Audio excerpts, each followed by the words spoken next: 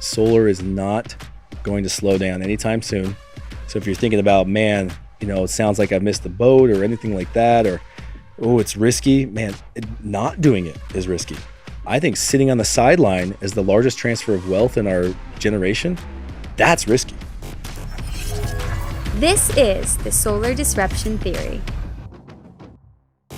Welcome to another episode of the Solar Disruption Theory. My name is Chad Towner. With us, we've got the wonderful Heather Morin. And today we have a very special guest. His name is Max Britton. Max Britton is the CEO of Sunder Energy, one of the largest solar sales companies in the United States.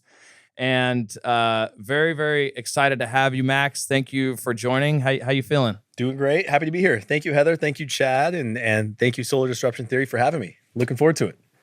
Yeah. So first things first, we want to get into like the solar experience and your thoughts on the industry and your experience as a CEO in a crazy, crazy business. But I want to back up a little bit because one of the big reasons I wanted to have you on is to talk about your time that you spent in the military. And first and foremost, thank you for your service. You're welcome. Yeah, thank you. How do you feel when people say thank you for your service? I've always been wanting to ask somebody this because I feel like it's kind of patronizing. I don't mean it in a patronizing way. How do you take it? It's a very nice, polite thing to say. Yeah, I don't ever expect anyone to say anything. And if you want to say that, that's certainly better than nothing or screw you or something, So yeah, it's totally fine and it's nice. Yeah. Okay. Do you feel like you represent a lot of other veterans in that regard? Like, I truly mean it, but I also know that, it may come across as some sort of obligatory, appreciation or gratitude. So how do you think other people feel? Yeah, it could. I think it's probably largely dependent on how that individual feels about their time in the service in general. It's not necessarily have something to do with you or whoever saying it to them, but if they look back fondly on their time in the military like I do, it just puts a smile on my face because it makes me think of one of the coolest times of my life. And so it's a cool way to just remember that. But if you had a terrible experience or, some people suffer from trauma from things they were, exposed to or had to do, probably quickly brings back things that are a little rough for them. So, what was your position? So I was a tanker on the Abrams tank. So I started as a loader, then a driver, and so there's 4 positions: the loader, the driver, the gunner, the tank commander. So Those are all awesome sounding positions. It was so fun. It was so fun. I like knew from a young age I wanted to be in the military. Like my earliest memory, I was 5 years old, and a Marine in kindergarten, a Marine who had recently come back from Desert Storm, 1991. One of the kids in the class was the son of a Marine. He came to the classroom in full uniform, and I was like, done. I don't forget this astronaut gig. I got to be in the military. I didn't know Army or Marines or what yet, but like from the youngest age, I was like, I have to do it. Yeah. Astronaut. Done. Someone else can be a fireman. You wanted to be an astronaut for a little bit, or the typical fireman, whatever, and then somebody came in from the military and you decided that was what you wanted to do. Yeah, super influential. And then of course my junior year, September 11th happens, only further galvanizing me like, okay, I got to go do my part. The US Army invades Afghanistan, gets busy over there. By the time I joined, the war rumblings are steering towards Iraq at that time. I join the Army right after high school, basic training. I go straight to Iraq. And I joined a unit who was already getting there and getting to their part of Iraq that they're going to be in, the 4th Infantry Division. And I joined them there, 18 years old. When you're finishing up high school, you think you know everything about everything. And I quickly realized I knew nothing about everything. And it was very humbling for me. And I've drawn upon that time. I actually mentioned it in a sales meeting this morning, how it sort of has given me a bit of a cheat code throughout the rest of my life, because it really helped me realize, man, I can do some hard things, some difficult things, going, 90 plus days without a shower and going multiple days without food, those kind of like extreme things that when I think about, oh man, a lot of texts and emails and calls, and you and I have a lot of things to deal with. It's like I would pray for these problems, back when I was there. So, it was really good for me to draw upon those things later on. So from the time you joined the Army to the time you went to Iraq, like the basic training, how long was that? 4 months. Yeah. Wow. So I did as a tanker, you do your basic training and your specialized training all at once. So it was like 4 months straight in Fort Knox, Kentucky. Then you go straight. I flew to Kuwait first, and then joined a group and drove up into Iraq, and then eventually was in the northern part of Iraq, a city called Tikrit, Saddam Hussein's hometown, his birthplace. So they were all understandably ticked that we were there and had kicked him out of office. And so I was there for the remainder of that year tour. Then I went back to where I was stationed, Fort Hood, Texas, and then went back again for another 1 year tour in Baghdad in 2006. And so I did my 4 years total in the Army, 2 of them overseas. Yeah. Jeez. Yeah. So 90 days. Hold on. I just got to acknowledge that. 90 days without a shower. Yes, it was. But that's what you got out of that? I can't stop thinking about that. Okay. I wanted to touch on that as well. Yeah. I mean, you're conserving water in a sense. That's kind of like foreshadowing like the next exactly. piece. Yeah. Like describe. I wanted to get into the stories because I've known you for several years now. You've always been kind of private, and we'll get into that. But maybe let's get into the shower. Like, oh, jeez. What does a man feel and smell like, and just overall, what's the environment around a man who hasn't showered in 90 days? Your skin doesn't look like your skin anymore. It's super unhealthy for sure. It's not good. For like the first 30 days, like I had like a pack of wet wipes that I was making do and wiping down my sensitive, stinky areas, but those ran out. And then there's no 7-Elevens in Iraq yet, so we just sort of didn't have things. And the nice thing was everybody was disgusting and stinky. And so you stopped being able to smell each other. Exactly. How is that a nice thing? Like, I wouldn't mind being the only stinky person, because then I at least don't have to smell other people, but you're having to smell yourself and other people. Literally at some point we just started, sadly, adjusting to Nose it. blind. Yeah. Nose blind. Yeah, we didn't really notice it. I mean, you do some weird things in the military. Like in my tank, sometimes there's situations where you can't get out of the tank. You might get shot. So you have to go to the bathroom in the tank. As close as we are now, you might have to do your thing. And I just avert my eyes and I'm smelling things and you're smelling things. And it's a unique situation for sure. But we all had to do it. Yeah. Well, I can really now say, after having heard your stories, thank you for your service. Yep. Thank you. Of course. Yeah. My stinky service, for sure. Absolutely. One of the things I've always kind of admired about you and recognized is I know that you've got a ton of stories and a ton of crazy things that have happened, things that you've done. I think you've shared some things with me, but maybe less than 1% of what actually happened and what it was really like. And your ability to kind of compartmentalize and put that experience in a box, lock it up, and put it on the shelf, and focus on kind of this new task at hand. And so, if you wouldn't mind unlocking it for a second, what is maybe one of the more interesting stories that you might be able to share with people that either they haven't heard it or not enough people have heard it, that you think could be impactful or interesting to them? Yeah, I think, to be honest, one of my main takeaways, and this might be too high level, but one thing I think is really important that I've made an emphasis to talk about when I do talk about this is how similar the people are to us, and how 99% of the Iraqi people, they want safe schools, they want safe neighborhoods, they want to have a job that they're proud to do and be excited to do, put food on the table.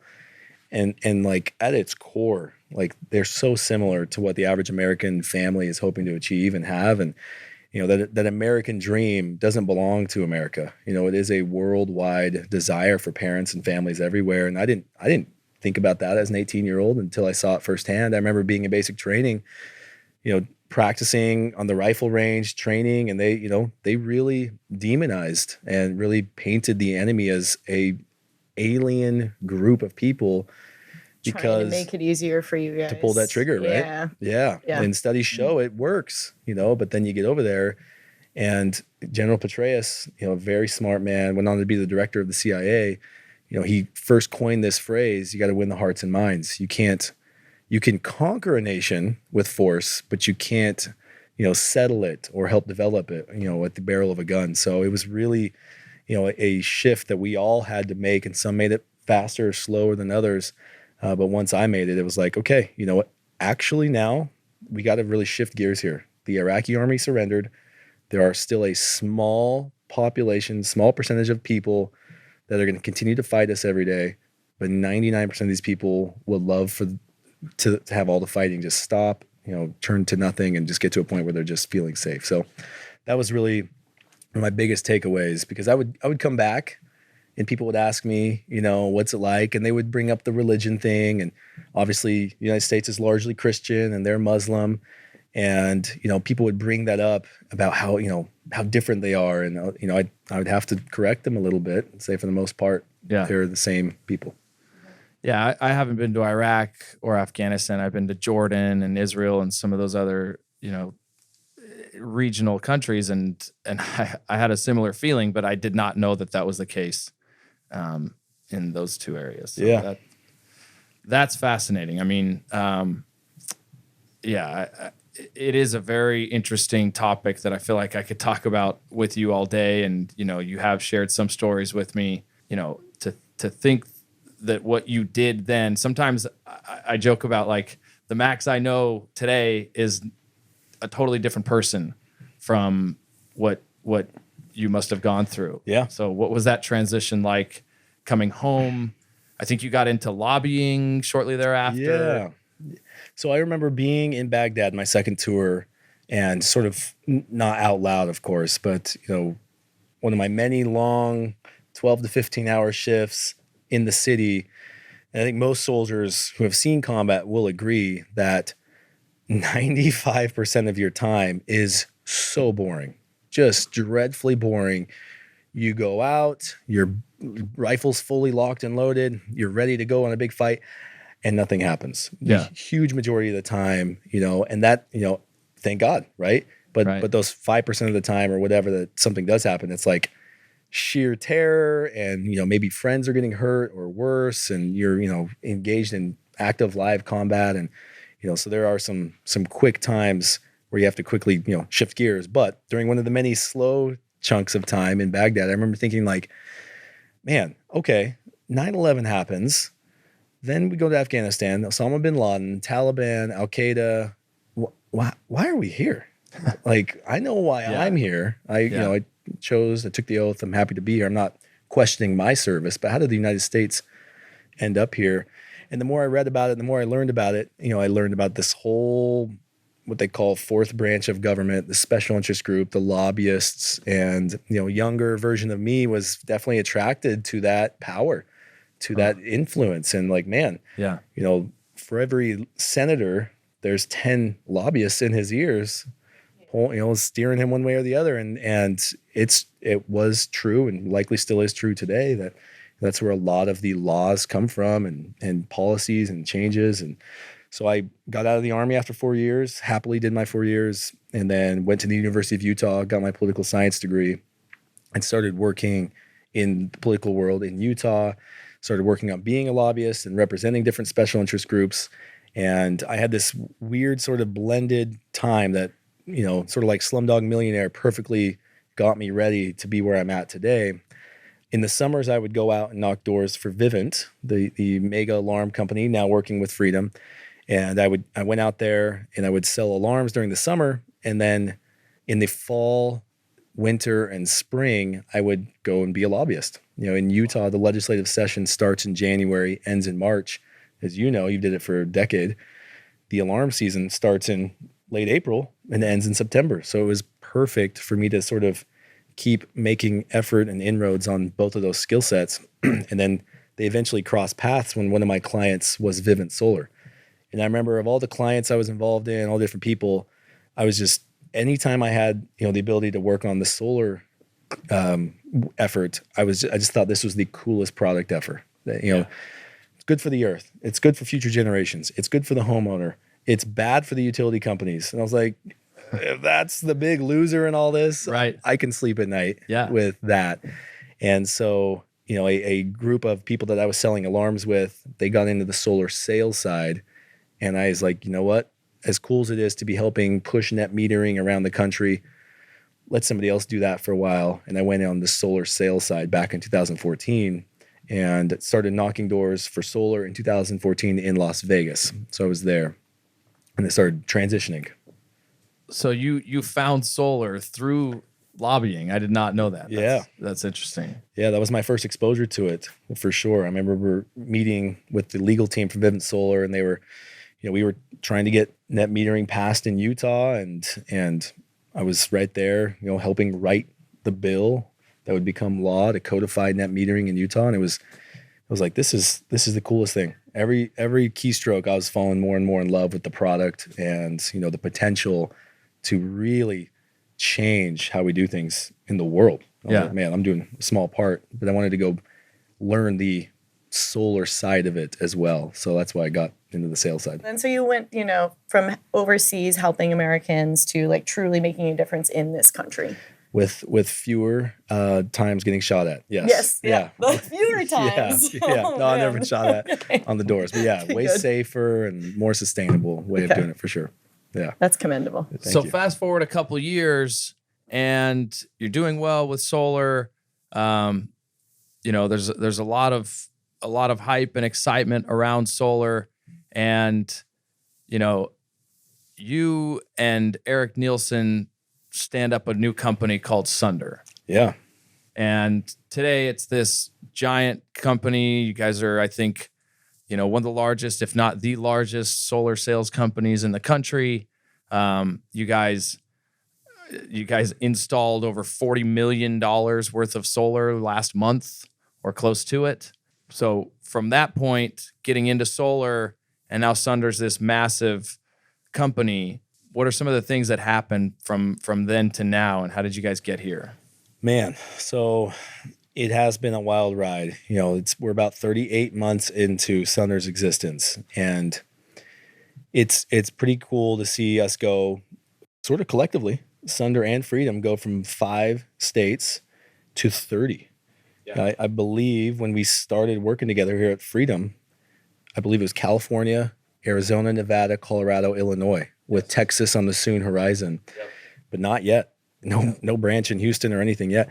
So to see, the past 3 years and some change through a pandemic, through a rough presidential change, through inflation, through a million ships backed up at the port of Long Beach with all the equipment we need, to see that kind of growth, it's a testament to what you and Brett and others are building, and our resilience and your resilience, and really our dedication to the mission. And it's so many of our competitors, and so when I say this, I'm sure you're thinking of a dozen or more that we thought about, or maybe we're like looking up to as the competition 3 years ago. Some of them have shrank, some of them have stayed flat, some of them don't exist anymore. And Sunder and Freedom have just catapulted past so many companies that didn't know that either of our groups existed 3 years ago. So I know that's not specifics, but it's just a testament to, what's going on here. It's a special place. Anytime you're measuring something in months, like I love how you said 38 months. I was about to wish, things are changing fast. I was about to wish you a happy 3-year anniversary, but I guess I should wish you a happy 38-month Thank you. anniversary. Yeah. And it's been a wild ride. And one of the kind of, I think, initial things that really took off was at the time, this is kind of more commonplace now, but at the time, I don't think that there's this concept of, like, we call it super dealer, but like this concept of a sales organization that is just focused on selling. not focused on, a lot of the administrative and the behind the scenes processes, stuff that comes with growth and all that. Stuff, all the things that comes with growth, or just starting a company, running a company. And so at the time, this concept of you guys just focusing on selling, training, recruiting did not exist. And how do you think that, or what other strategies have helped you guys kind of get to this point? Yeah, that was certainly one of them for sure. Being able to, we all have 24 hours in a day, and to be able to focus on the thing that is most measurable to my customer, which is the Sunder sales rep. Of course, now we all collectively have homeowners that are customers, but to be able to focus exclusively on what's best for the rep today and tomorrow. And, that was really helpful, especially in the early days where it was so scary, so stressful, very, very tumultuous, time with the company that we used to work for. It wasn't a very graceful breaking up or ending of a relationship. And so it was definitely tough in those early days. And it still is tough. As you know, solar is changing and it's evolving, and it's always a new thing to figure out. But, that was absolutely helpful. I think that, and just focusing on, like you alluded to a moment ago, just what's best for the rep, just what's, the best rep experience, and letting us on the Sunder side focus all of our efforts on that, I think made a huge difference in the early days, and still does. Yeah. But when you guys made that transition, something else that did not exist at the time was this, where if a sales rep leaves their existing sales company, at the time, every company had it set up to where if that sales rep leaves, he could have tens, if not hundreds of thousands of dollars worth of commissions in their pipeline that had not been installed yet, and they were about to get installed, or eventually were going to get installed. And the previous company, if you leave or decide not to work with them or do anything to make them angry, they just keep and retain that. It disappears. Yeah. They keep that money. And so, which I think is absolutely wrong and unethical. But you guys, it didn't exist at the time, but you guys came up with this plan of, hey, we actually want to take care of sales reps, even if they leave, as long as they leave on good terms, we will keep paying them after they leave. Where did that come from? Why did you guys do that? That did not exist before you guys. Well, and even if they don't leave on good terms, unless they actively owe us back, we pay them. Even dudes that don't leave on the best of terms, for sure. But where did that come from? Just like many lessons in life, you either learn them from somebody who you think was doing things the right way and you'd like to emulate it, or sadly, you see an example of the opposite and how to really alienate people or do things the wrong way or mistreat people. And you see it. And I saw that firsthand. And we've all seen that. Like you said, I don't know who else is doing it the way we do it. So I'm not targeting any one company with my words here, but the industry as a whole is sadly notorious for this. So we said, hey, you know what? This will be a decision that hurts us in the short-term financial, because they're just like every sales organization, we can put our best foot forward. People leave the industry altogether. Mother-in-law gets sick. They have to move back home. Maybe at the, whatever, life changes. No one is going to work at Sunder for 50 years. And at some point our paths will part. So we just went into it like with respect in mind, really treating our people with true respect, not I will like you as long as you're here in my uniform making me money. And then if that changes, whether I treat you with respect changes. And so we just went into it the mindset of like, at the very beginning, during, and even after the working relationship comes to an end, we got to treat them the same way the whole way. Have to do it. I think it's the right thing morally to do. I don't know if it's the right thing legally to do or not, but I don't care about that. There's a lot of things you can get away with legally in America that aren't the right things to do. So we just wanted to do it the right way. Have you had people who have left, you paid them out, they realize maybe the grass isn't greener, and because you paid them out on their previous commissions, they came back to you and they're like, hey, these are good guys. They're actually the only ones who are taking care of people even after they leave. Has that come full circle? Absolutely. Literally today, I was in correlation in our Orange County team, and there was two guys that were there. They were with us. I think they left us about 11 months ago, 12 months ago, maybe. For whatever reason, they decided like a different opportunity would be better for them, and that was okay. I think their last install with us took place 2 months after they left, and we paid them in full on every single deal.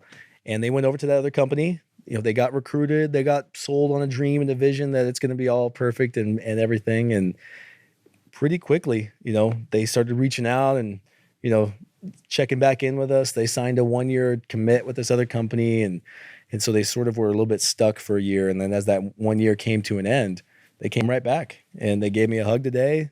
They told me they love me, and it was so cool to see him back in a Sunder uniform and here, because we didn't talk trash on him. We didn't, screw him over or anything like that. Yeah. Well, we see this too often in this business. This is the Wild West, right? This is still so much in its infancy. I mean, if you were to look at, like, compare this to when electricity started becoming mainstream in the United States, right? Let's go back 100 years. I'm sure there were a lot of types of like ups and downs and Wild West things, and everyone was kind of figuring it out as they go. And that very much feels like that's where we are right now. And so many people seem to just be doing things the wrong way. Why is that? Because they're getting away with it right now. Like you said, these are the early days. These are the early days, and we are starting to see our industry become more mainstream, and things that companies did 1 to 10 years ago are starting to catch up with them. I'm not going to name any specific companies' names, but there are companies that you and I both are hyper aware of that were doing things very differently than Freedom and Sunder decides to do them, that don't exist anymore. And they were way bigger than Freedom was when we started working with you 3 years ago. They, at that time, and they kept growing over a little bit, the past 3 years, not near as quickly as Sunder and Freedom, but they don't exist anymore. They're out of business, and they're getting away with it until they don't. And it's not like there's any slaps on the wrist coming. When the Department of Justice and states attorneys general and local media news organizations turn their sights on you, the clock is ticking. It's over. And so now it's nice knowing that we don't have that in our future. It's a good thing. Yeah, no, it needs to happen. And, for all the good that we know we're doing, and for all of the good that this industry can provide, and for all the good that it is for the planet, there's a lot of things that I think people should be ashamed of. And so, which brings me to my next question. Why the name Sunder? What does that mean? Yeah, thank you. Great question. Yeah, Sunder I first came across it in the Old Testament from the Bible, and it means to break apart. It's often used in like to tear asunder, or to break apart. And so we have these dual meaning. First of all, it's got the word sun in it. That was great. Loved that. And we got a dual meaning there. We've got the first one, the carbon industry. I don't have any personal hate in my heart for anybody in the carbon industry, but it's something that is going to continue to hurt our earth the longer we allow it to be the main way we get electricity and energy in the world. And I've got kids, so do you. I would love to say that we did our part collectively. Everybody in the solar industry tried to do their part to change things. So we're trying to break apart the way that people get electricity. And then secondly, the second meaning, the other thing we're trying to sunder is what we just talked about. Some of the terrible practices that go on in the sales side. There's a lot of predatory sales organizations that just have a meat grinder for people. Come in, use them, abuse them, dispose them, go find some more. And that's, it's so short-sighted. Yeah. And we've talked about the other sales organizations and sales leaders and executives that are doing things the wrong way. I think there's also sales reps out there that are selling to the customer the wrong way. And that is something that, on those two fronts, we are on a mission to basically either expose them, put them out of business, somehow get them to just go away. Yeah. Because we know that what we have and what this industry is and what it's becoming is the future. And we'd like to live in a world where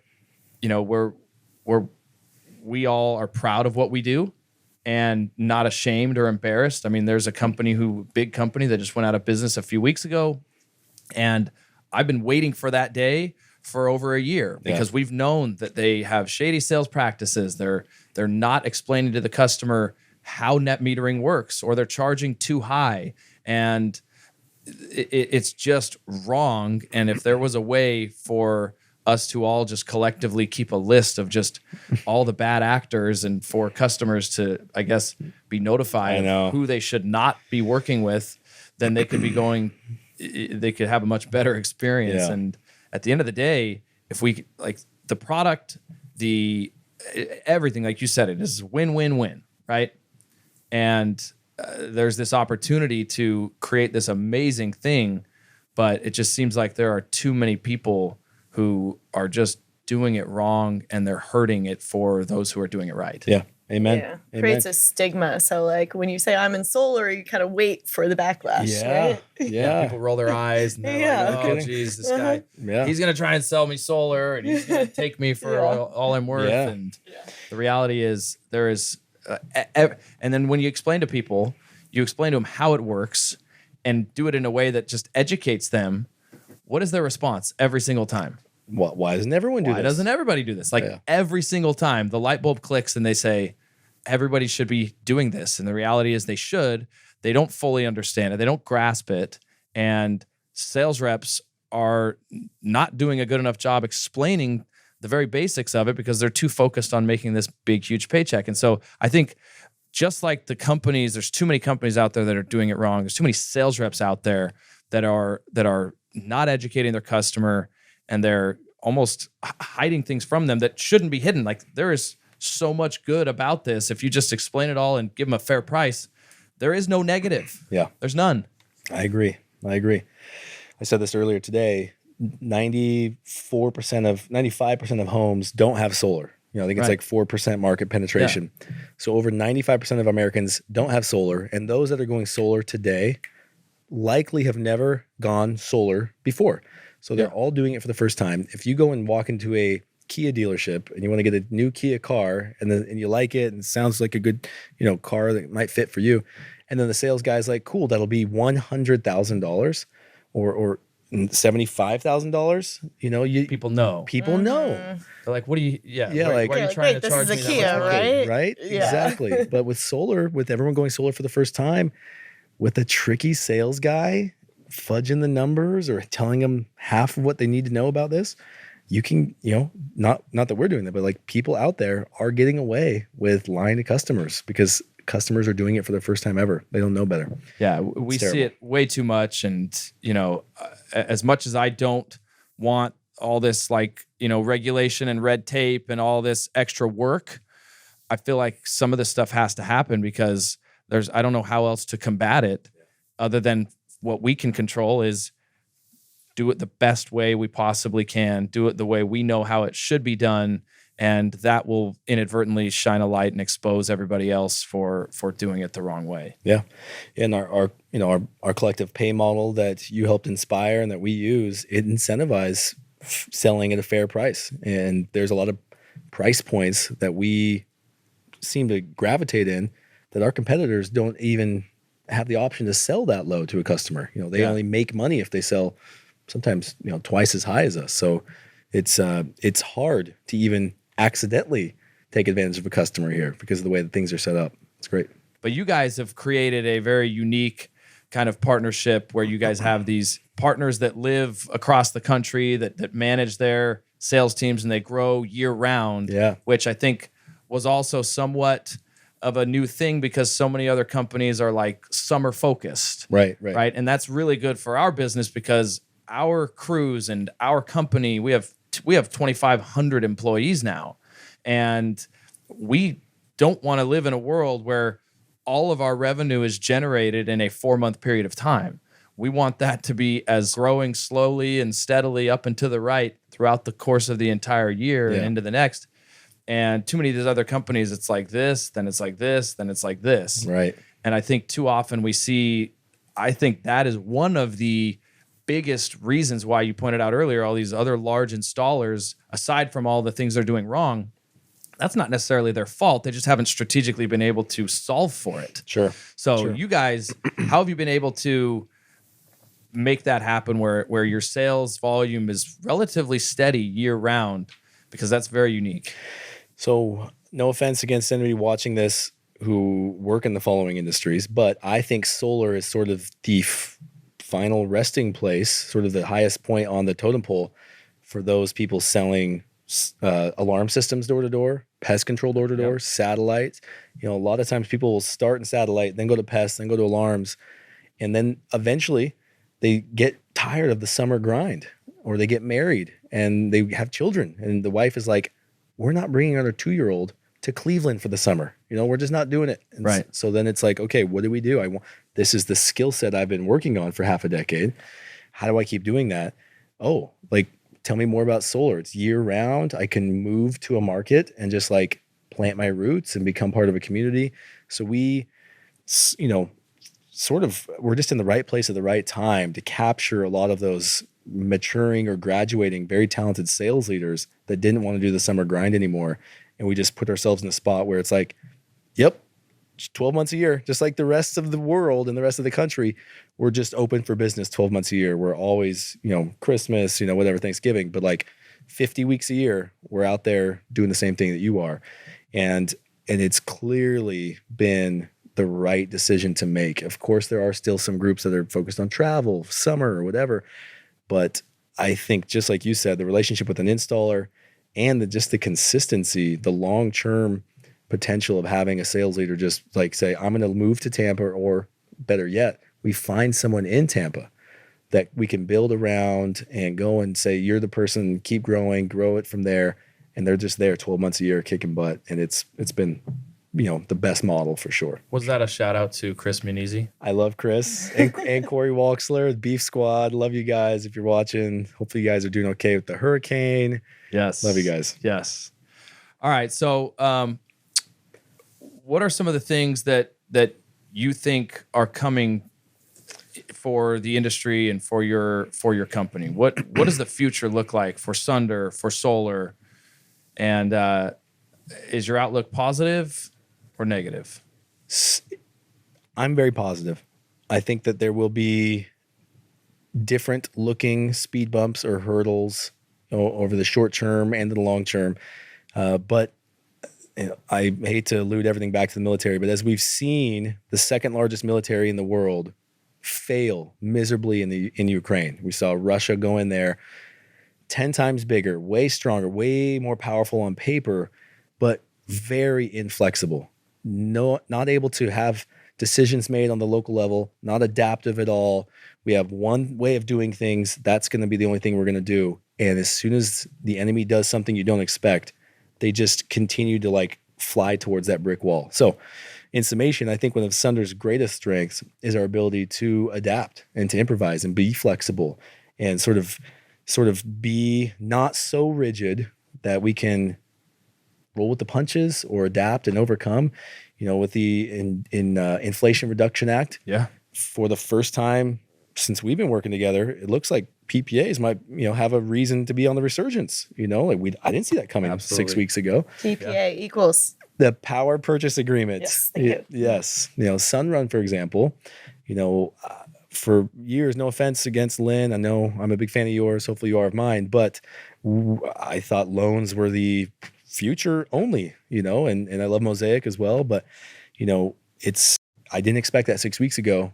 And thank goodness we're not so locked in on one way of doing things that whatever thing that comes 6 weeks from now, we'll be ready for that collectively. We can handle that too. Hence the month-by-month measurement. Seriously. Yes. Yeah. Week by week sometimes. Yeah. Week by week, day to day sometimes. It is such a crazy, crazy world that we live in, but therein lies the opportunity, right? No kidding. So what is your favorite part about what you do? Because I know you're always on the road. You're always out traveling. Your life is crazy. You're always putting out fires, but you're also constantly motivating people and inspiring people. And you guys really are making a significant impact on the environment, also in hundreds, if not thousands of of salespeople's lives. And I know tens of thousands, if not eventually hundreds of thousands of customers' lives. Yeah, yeah. So what is a week like in Max Britton's shoes? And is it gratifying?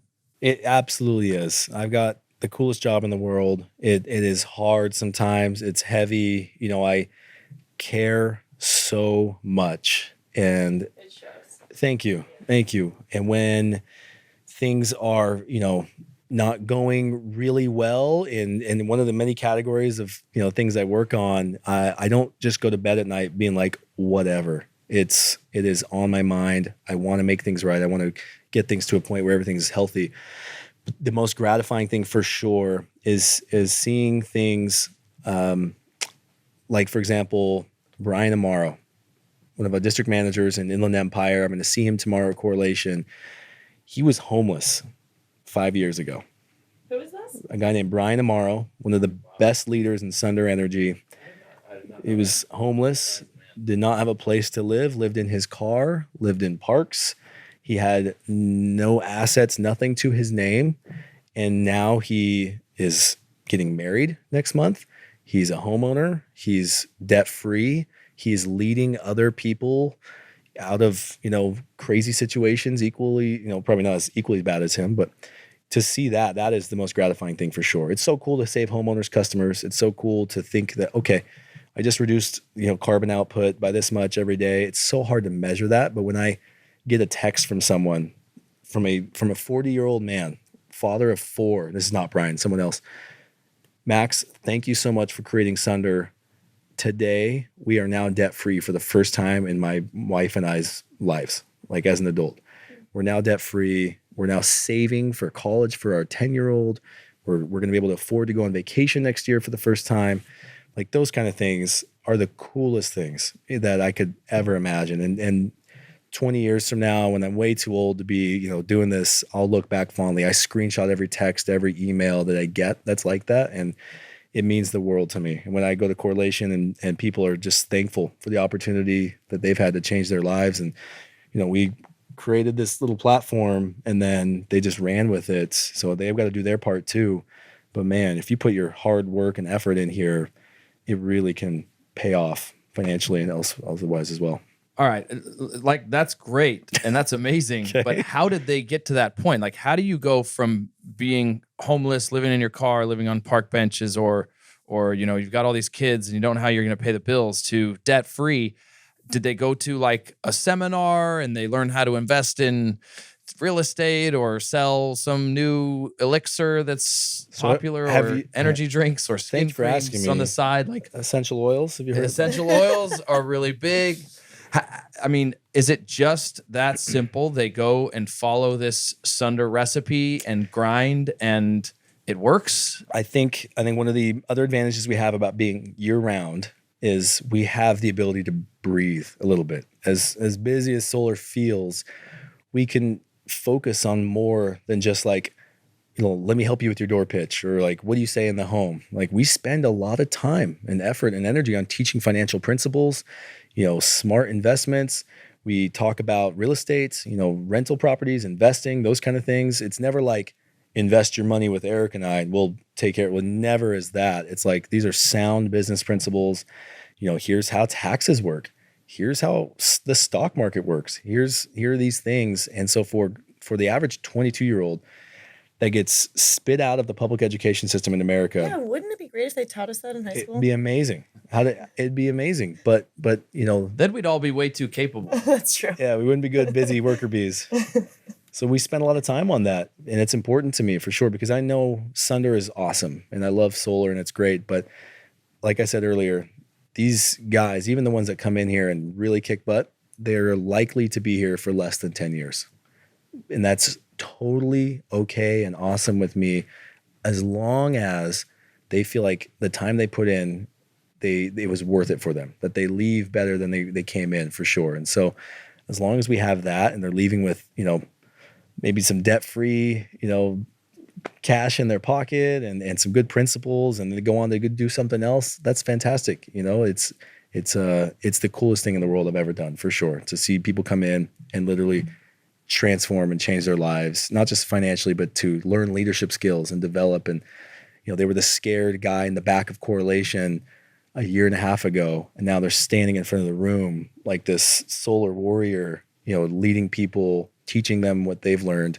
You don't see that in business very often. You don't. And so I know how special this is and how lucky I am to be a part of it, for sure.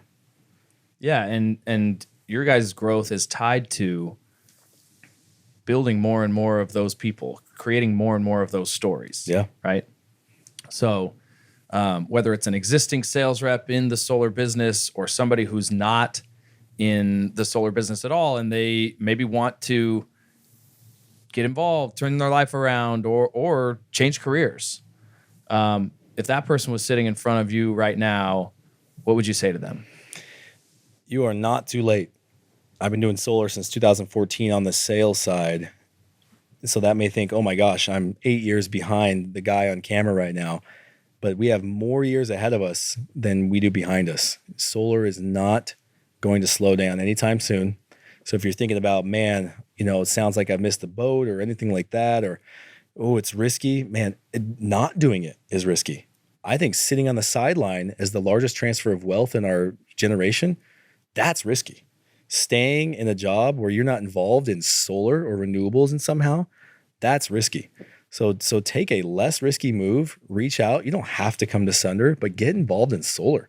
You absolutely should consider it. Thankfully, most solar companies are transitioning to year-round in market, so you should be able to find someone in your local place where you live and get involved. Get involved with Freedom, with Sunder, with whoever, but get on the solar train because you'll regret it because there's a lot of years ahead of us that are going to be awesome. How can people find Sunder? SunderEnergy.com. or joinsunder.com as well. SUNDER. Well, he is Max Britton. He is the CEO of Sunder Energy. And thank you so much for your time. Thank you for your service. And that was great. Heather, any last thoughts? Oh, no. Killed it. Thank you so much for being here. Thank you both. Thank you, Freedom. Thank you, Solar Disruption Theory. Happy to be here. Thanks. All right. We will see you on the next episode.